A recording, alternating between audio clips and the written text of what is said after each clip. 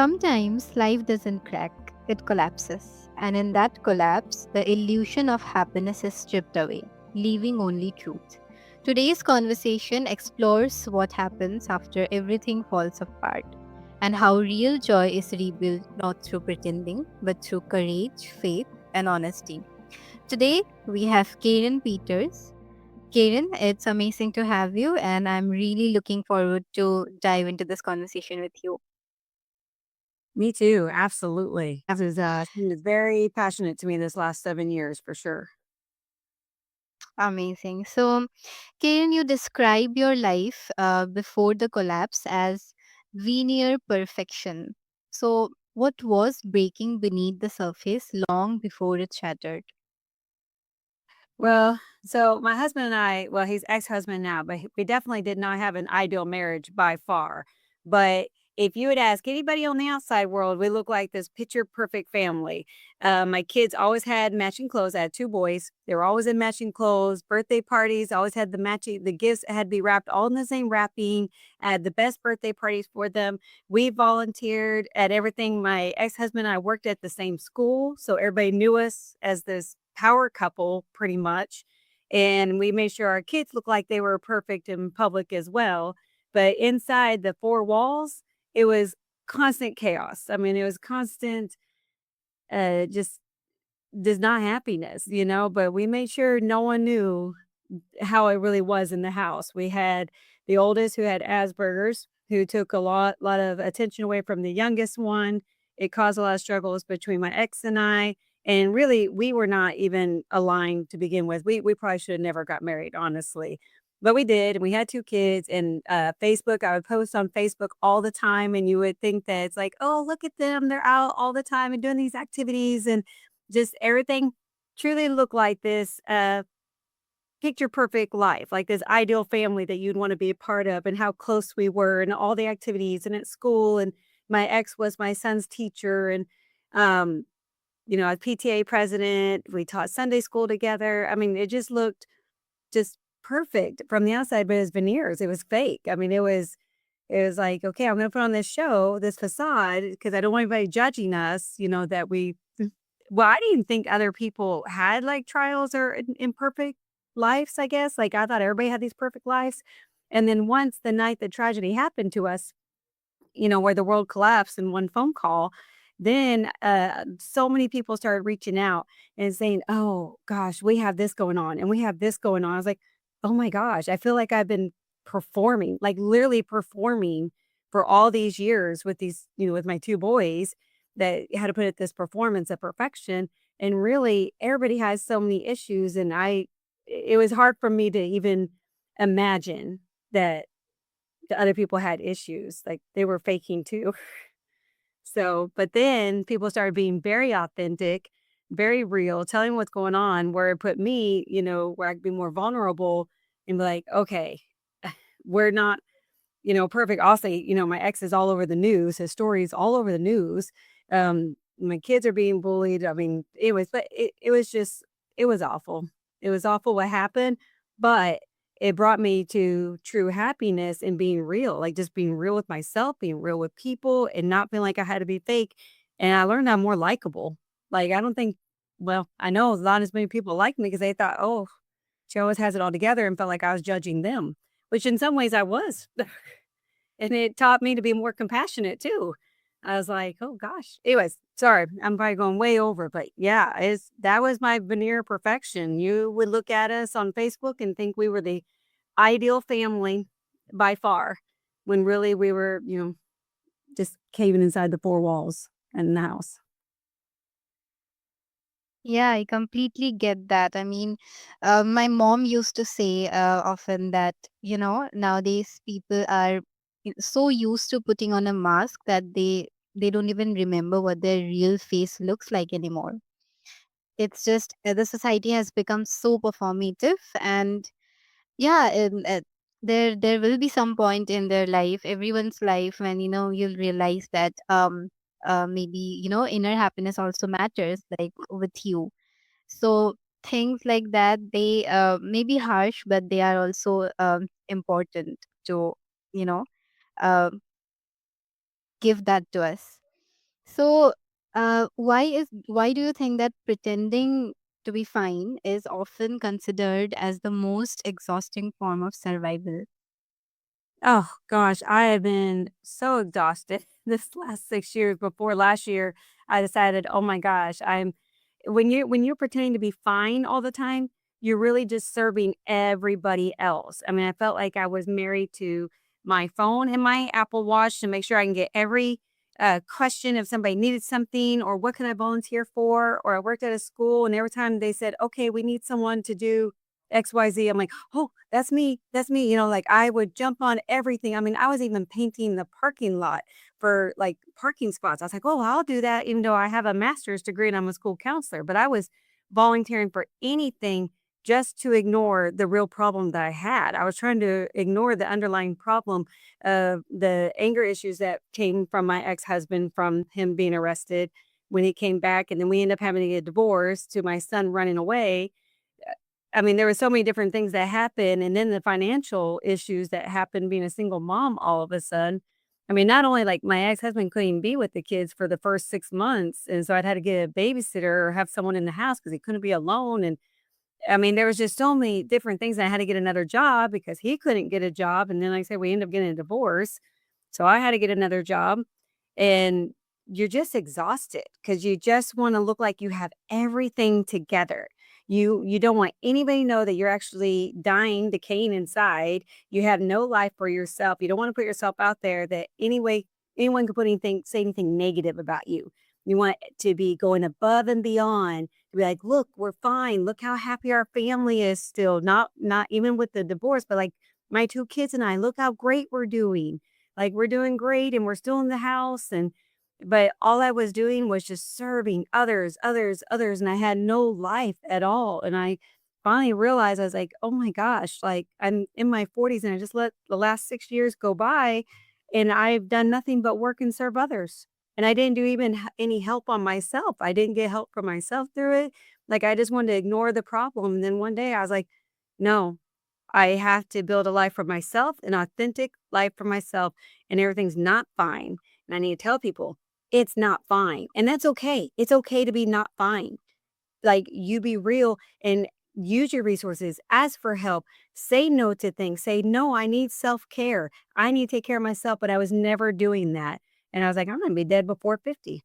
Like, my whole purpose on earth is just to work now for money for my kids so I can just die. I mean, like, it was so bad. So that's when I really wanna reach out to anybody who has had a unexpected tragedy.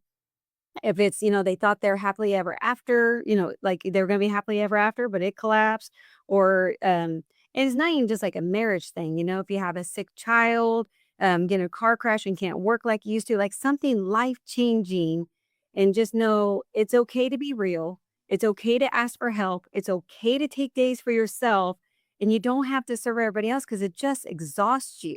Like, don't put up this fake illusion that everything's fine. It's okay not to be fine. And I think a lot of people don't want to be open that it's okay not to be fine. They don't want people to they don't want to be well, me, I'm gonna say my own opinion. I didn't want to be table talk. I didn't want people, the other families and my kids' friends, going and talking about me at the table like, "Oh, poor Karen, what happened?" And now she's just grieving and all this stuff. And I want to be like, no, I'm stronger than ever. But really, I should have just taken time out for myself. So Yeah, that kind of honesty cuts deep. Many people recognize themselves in that performance, especially today. And I always believe that, being real and being happy with two people is much better than being fake and unhappy with hundreds people. So, yeah. Um, so, okay, when you turn to what you call busy happiness after tragedy, why is helping others such a common way to avoid our pain, according to you? well, because when we're helping others, then we look positive in other people's eyes. And we're looking, they're like, "Oh, how great you are, how great you are," even though you're dying on the inside. But it's like this one thing you feel like, "Oh, if I could serve all these people and feel value with them, even though I don't feel value with myself, I'm having these financial issues, I'm having relationship issues with my kids and now divorce." And with the kids, it was relationship issues because we're all adjusting, and I expected more out of them after the divorce. And so that caused, I mean, it was life changing for them as well. And then I wasn't even around as much as I really should have been because I was volunteering for every other thing. So I just wanted to put on this, I mean, it really was this fake facade of we're okay. Like, I didn't want anybody to think we weren't okay after Greg got arrested. Like, I just wanted to put on this illusion, and like I say, it was exhausting. But it's the I guess I did the busy happiness because I felt happy because I was making other people happy, but I wasn't feeling authentic happiness because I wasn't really making myself happy. I just gave me value of helping them and feeling like I had purpose. But really, I should took purpose for myself and my family. Yeah, I know a lot of people do that, and there's nothing wrong in it. Absolutely, whatever helps you cope with things that you go through. If it's working for you, then it doesn't have to make sense with anyone else. So, Karen, how did that avoidance eventually show up in your body or your spirit? Oh, my body, physically in my body, working 2 jobs and trying to volunteer for everything and not really getting enough sleep, and then also I was living off energy drinks, and then I had pains all over my bodies, like, I was just hurting my back, my knees, like, 'cause I wasn't taking care of myself at all. So that's how it was showing up, physically. Spiritually, it was showing up in depression. Sometimes I would think, "Gosh, if I just" I'm not suicidal, but sometimes like, well, if I just killed myself, I mean, like, then I'd be worth more dead than alive. Like I thought that for my kids. I was like, all I'm doing is working anyways. Like I'm not contributing to them. And oh my gosh, that would make them so upset. Like a couple times I'd say something and they're like, Mom, we need you. We need you. I'm like, oh, you're out with your friends. Cause they were older teenagers at that point, working. And I was like, I just don't feel like I have purpose. And it's hard, yeah, when you go through that, but spiritually, I've started going back to church, like, I was very involved in church, and I knew I did get to a point that I knew I needed to go back to church because when the case happened, we my ex could not go to the church anymore, um, there was a lot of issues, and so the boys and I went, but then my ex would at the time, we were still married, he would get really upset that we were going, and so we finally just stopped going because it was causing too many problems, and then once the divorce happened, I knew I needed to go back to church. I needed, 1, that community, that feeling of peace in my heart, having God part of it, and so it was really important to me spiritually to be connected, vertically again, because I'm connecting to all these horizontal things, but they're not permanent. Like everything would just come and go, come and go, come and go. And so when I got reconnected, that's when I was like, I felt so grounded in myself at that point, and that's when I was like, "Okay, I'm gonna stop being married to an Apple Watch and a phone and everybody's needs and, like, take some time for myself." So I joined a gym. I started working out all the time, a little bit too much. Then I got a little bit too much on the other side, and I was just trying to find balance in between the 2 jobs. And then a year after that, then I learned how to start saying no to people and saying no, like, putting myself first, making a priority, put myself on the calendar. No, I have an appointment with myself to help me instead of helping everybody else because my I was last, and then my kids were last. So, spiritually and physically, it took a huge toll, and that's why I want people to realize you need to block out time for you. Like, it's non-negotiable. You block out time for you, and, then you can help others afterwards, but it's like, put that oxygen mask on your face first before you can help everybody else because I was at the end. I mean, I pretty much almost didn't have anything else to get, and I really was worried I was just gonna die at my desk. Well, it's sobering to realize that service without self-care can become self-erasure. But I'm glad that you found something to hold on to even during the darkest of times. And Karen, faith plays a central role in your healing, like you just said. So, how did your relationship with God change through loss rather than despite it? It got me closer to God for sure because then I started realizing, well, first I was like, gosh, why do these things keep happening to me? You know, I'm like, out of all the people who wanted everything so perfect in her life, I ended up getting the most unperfect, life. But I think one, I wasn't relying on him enough. And so sometimes I feel like God's like, oh, I got to create a trial so you'll remember, to come back to me. Because I'm like, oh, I'm good. I'm good. And really, we need to depend on him first, and I wasn't. So I was, I don't say joke, but I kind of it's like, oh, it's like, Karen, I'm going to knock you off your pedestal of perfection and show you, get you grounded and get you back to the important things that really matter. So in some ways, I'm thankful for the trial, the trial as in Greg's arrest and trial, like the whole thing. Some of me, I'm thankful for it because it got me rooted really to myself and not my fake self but then I was like, okay, I think these trials are really blessings. Like I asked myself, I mean, are trials, does God create these circumstances so we have this certain life we're supposed to have? And I'm like, no, it's really He creates the circumstances, but it's our faith that overcoming the circumstances that help us. Yeah, oh my gosh. I mean, now I'm just so thankful. I mean, I feel like there really was a plan and I was trying to make my own plan. That's the problem. When you try to make your own plan, it fails, and it did, it failed. I thought I had the plan, but God orchestrates the plan, and I needed to be listening to Him and going by His plan, and He just wanted me to be real and have authentic happiness and have a real relationship with my kids and show them that they could be real. They felt like they had to put on this show of perfection all the time too. And once they let that down, then their friends started opening up more to them. But their friends were always so worried that they're just going to be judged also. And that's what a lot of my peers, the ladies my age, they're like, well, we're just worried that you're going to judge us because you're just so perfect. And it's like, no, I'm really not. Like, I'm surviving every day. Like, it's just surviving. And now, anyways, yeah, d- it, it has brought me closer.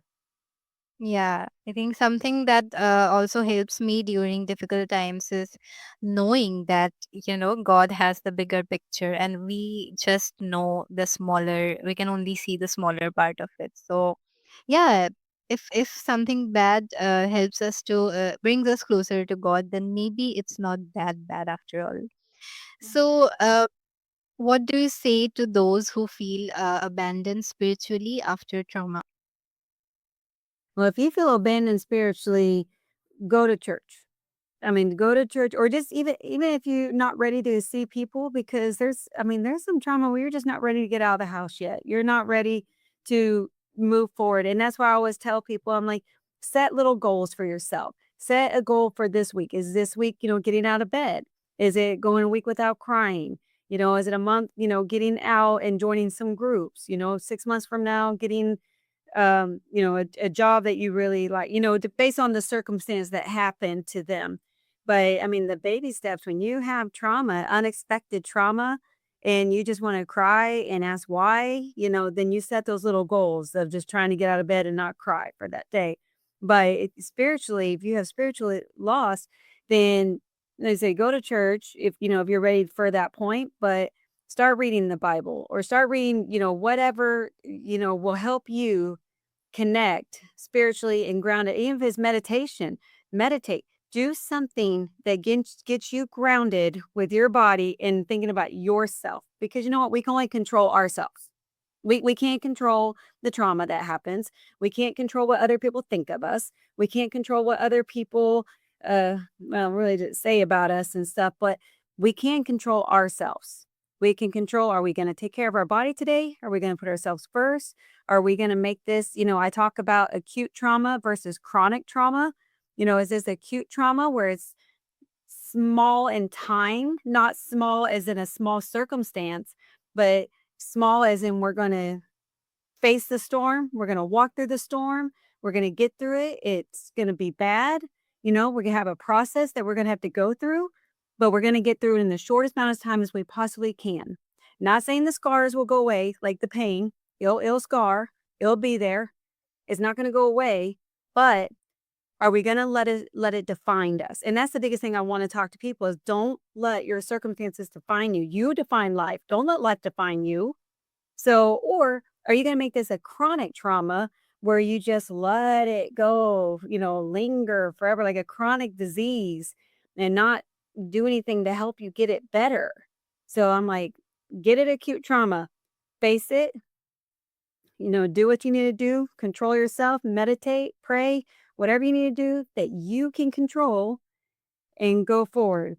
But if you make it chronic and don't reach out to your resources, don't find your inner self, don't take time for yourself, you're gonna have so many wasted years, and I feel like that's what I did. I feel like that's why I wanna help people so much because I feel like I just masked it by, different jobs and volunteering and busy happiness and really not facing the storm. Like, I was going around the storm. I'm like, "Oh, I don't like that storm. I don't wanna face those real issues that are going on," and now I have to find a new identity because 'cause I'm not invited to the couples things anymore because 'cause I'm not a couple anymore, so I'm just going all the way around, and finally one day I said, "I have to face the storm." And now I'm happy as can be. I mean, like, my family, my friends, they're like, "Wow, what changed?" And I'm like, "'Cause I finally put myself first." Like, I finally worked on myself and went through the storm and faced it, if it's the financial, the relationship, the health-wise, I mean, everything. And that's what I just want people to learn that it's okay. It's okay to take care of yourself first. It's maintenance. And we're putting it off and letting it be like turn into an old car that never got a tune up. We got to work on ourselves. So, yeah, oh, gosh, I get so passionate about it just because I wish I would have done it so much earlier after the trauma happened. I think that you're doing amazing, Karen, and it's amazing that you're helping people now. And that was an amazing advice that you gave. So thank you for sharing that. Uh, you speak about authentic happiness. How is it different from the happiness you were chasing before? Before the trauma, that wasn't real either happiness by far. That was just this illusion. Like I said, my veneer of perfection, I call it, wanting I just never wanted to be negative talk. I wanted everybody to think that we were the ideal family. And that happiness was not real at all. It was like this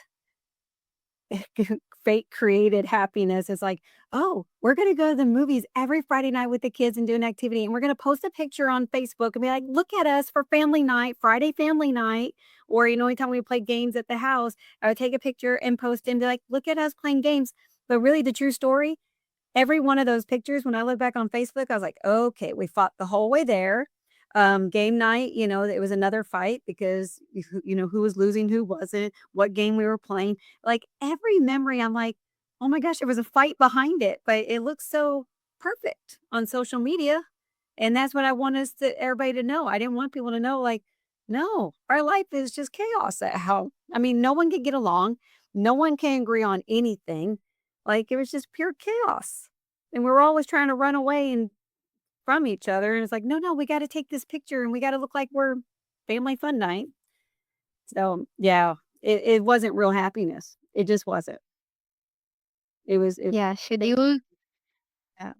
scheduled happiness is never real happiness, anyways, and that distinction reframes happiness as depth, not denial. Lastly, Karen, for someone whose world has recently collapsed, what is the first truth they need permission to face? What's the first truth they need? Yes, what's the first truth that they need to face? That it happened. Your life is changing. Like it or not, your life changed. And because I was in denial about it. Like, people started bringing us groceries the next weekend after my ex was on the news. And I'm like, why is everybody bringing us groceries? Like, we're fine. And then I realized, oh my gosh, we're going down to only my paycheck. Like, it didn't even dawn on me that we are a single income now, and so people were bringing in groceries, and I didn't think I was just in so denial. I mean, it was a denial for a couple weeks. And then once you start seeing the aftermath of it, and you're like, oh my gosh, this is real. So from the beginning, it's real. You can't deny it. It is there. So you immediately need to strap on your bootstraps, pull up your bootstraps, and reach out to your resources and say, okay, put a plan together. You got to make a plan. How is this going to affect me? Think about all the things in your life. How is this going to affect me? And I know you're like grieving at the same time, but the bills still come in. The kids still got to go to school. You still got to go to work. So you got to decide, how am I going to manage this? Because I wanted to quit my job. Like when he hit the news and we worked at the same school, I called my principal and I said, I quit. I quit my job right now. And she goes, Karen, no, you don't. You're just going to take off the rest of the week and we are your family and we're going to get through this. Because I've been at this job for so long. And I'm so grateful she said that because I was so embarrassed by Greg being on the news. I just couldn't even imagine facing these people again. I was like, oh no, I can't do that. But what if I would have quit my job? I, we would have no income. And so I'm glad she said that. And I did have a family. And that's what I want people to realize. You do have resources and don't be prideful because a lot of me was pride. I was like, oh, I don't need help. I don't need help. And I did need help. So, one, don't be in denial too long because it's real. Make a plan, use your resources. You're going to get through it. No, you don't have to do it alone. And me, I felt like I had to do it alone because I didn't want anybody to really know how I was feeling really inside, what was really going on. Like it's on the news. So I was like, okay, they know that part, but they don't need to know the rest. Like I want to keep as much private as possible. But honestly, I should have just said, hey, I need help. I need help with the kids. I need help, financially with my family. I should just reach out to the resources instead of I made it way harder on myself, way harder than asking for help. So Yeah, I mean, it lost and I lost time with my kids during the time. So not that they were away, but just I wasn't in the right space and I'm trying to do all these different things and I wasn't where I should have been. So I just want to help people make a plan. Like let's make a plan. definitely. Facing the truth becomes the first step towards freedom. So, yeah, absolutely. So, Karen, this has been an amazing conversation, and I have personally learned a lot from you. I'm sure that our listeners have too. And if they now want to, connect with you, learn more from you, or experience, share about their experiences, how can they do that? Could you share with them? Oh, if they wanna reach out to me, they could reach out to me, email kpeters, KPETERS 9978 at gmail.com. I'm on, Instagram, TikTok, Facebook. Facebook is just Karen Peters. The other one is my imperfect, perfect life because I've realized we don't have to be perfect because I built everything on perfection, and now I truly feel like I have a perfect, imperfect life. I'm like, I love my imperfect life. It's perfect to me that everything doesn't have to be perfect. Yeah, just definitely email me, shoot me a DM, and I would love to connect with anybody and help them out. I feel very passionate about helping anyone who needs help after trauma and getting their life rebuilt because that's what you're doing. You're rebuilding, re-identifying, redefining, and not letting me it was almost 7 years go by before I finally faced it, and it was really 'cause I couldn't do it anymore. I just couldn't do it anymore, but I missed out on a lot of time, I feel like. So, yeah. Great. So I'll have all the details on my show listing, and our listeners can feel free to connect with you. So, Karen, thank you for this amazing conversation. And, dear listeners, if you're walking through the aftermath of loss, let this be your reminder. Joy doesn't come from rebuilding the old life, it comes from becoming who you truly are. Authentic happiness is not found in perfection, but in truth, healing, and the courage to begin again.